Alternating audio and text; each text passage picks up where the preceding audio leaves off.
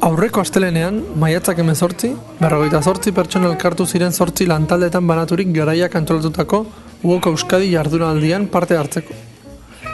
Innovaskek luzatutako deialdiak, egungo krisiaren diagnostikoa egitea eta krisitik irtetzeko proposamena jasotzea zuen helburu. Euskadi osoan egindako UOK Euskadi jardunaldien emaitzak ekainaren 18an kaleratuko dira. Ordura arte, hemen garaiako jardunaldian jasotako emaitzen laburpen bat.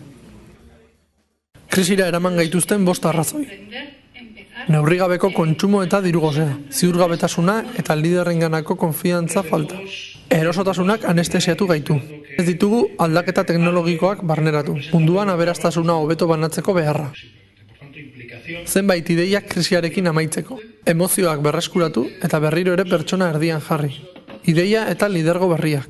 Think global, work local. Krisiaren bihotzera jo, ez rekuperazio soil batera. Parte hartze soziala bultzatu. Iraunkortasunaren alde apustu egin.